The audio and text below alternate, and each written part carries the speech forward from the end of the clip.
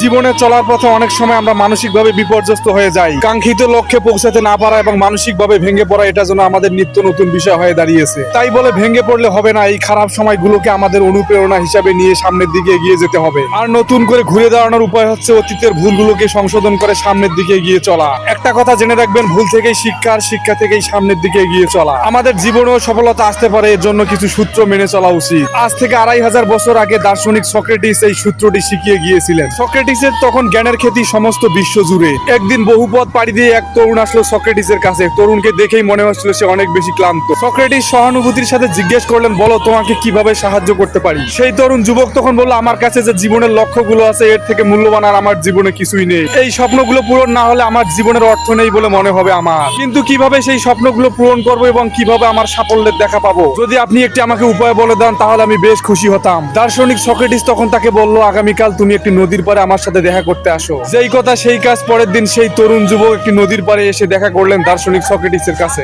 Socrates সেখানে আগে থেকেই সেই যুবকের জন্য অপেক্ষা করছিলেন। সক্রেটিস তখন তাকে বলল, তুমি আমাকে অনুসরণ করো। সেই যুবকটি দেখলো সক্রেটিস পানির দিকে এগিয়ে যাচ্ছেন। সেই তরুণ যুবকটিও সক্রেটিসের পিছনে পানির দিকে এগিয়ে গেলেন। আর একটি হাঁটি হাঁটি পা পা করে সে সক্রেটিসকে লক্ষ্য করে তার দিকে সামনের দিকে পানিতে এগিয়ে গেলেন। তারা দুজনেই আস্তে আস্তে হাঁটু পর্যন্ত পানিতে নেমে পড়লেন। হঠাৎ কোনো কথা না বলে সক্রেটিস সেই যুবককে দু হাত ধরে চেপে ধরে পানির নিচে ডুবে রাখলেন। সেই যুবক অবাক হয়ে গেলেন। সে না পারে নিজেকে ছড়াতে, না পারে পানি থেকে উঠতে। সে যেন উপরে ওঠার জন্য অস্থির হয়ে গেলেন এবং জীবন বাঁচানোর জন্য আপ্রাণ চেষ্টা করতে থাকলেন। সে যতই চেষ্টা করলো উপরের দিকে ওঠার, সক্রেটিস তাকে ততই চেপে ধরলেন পানির নিচে। কোনোভাবেই শ্বাস নিতে না পারে দ্রুত তরুণের মুখ নীল হতে থাকে, মরিয়া হয়ে হাত পা ছড়াতে থাকে এবং কাঁপতে থাকে পুরো শরীর। আর এতক্ষণ পর তাকে ছেড়ে দিলেন সক্রেটিস। আর শটাং করে সে উপরে ওঠে হাঙ্গরের মতো শ্বাস নিতে থাকেন। আর কিছুক্ষণ পর শ্বাস প্রশ্বাস স্বাভাবিকভাবে ফিরে আসলে সে তরুণকে জিজ্ঞেস করলে, ততক্ষণ তুমি পানির নিচে ছিলে, ততক্ষণ তুমি আকুল ভাবে কি চেয়েছিলে? তরুণ তখন উত্তর দিল, বাতাস। তখন সক্রেটিস তাকে বলল, তোমাকে জীবনে বাঁচতে হলে, সাফল্য অর্জন করতে হলে এভাবেই চাইতে হবে। আর যেভাবে তুমি ওই মুহূর্তে বাতাস চাইছিলে। তরুণকে আর কিছুই বলতে হলো না, সে বুঝে গেল এবং আনন্দে উদ্ভাসিত হয়ে গেল তার মন। সে তখন অনেকবার সক্রেটিসকে ধন্যবাদ জানালো এবং নিজের বাড়ির উদ্দেশ্যে দৌড় দিয়ে চলে গেল। সক্রেটিসের সাথে তার আর কোনোদিন দেখা হয়নি, কিন্তু তার দর্শন এখনো তার কাছে মনে আছে। আর সক্রেটিসের দেখার দর্শন থেকে সেই যুবক একসময় একজন শিল্পপতি হয়ে উঠলেন।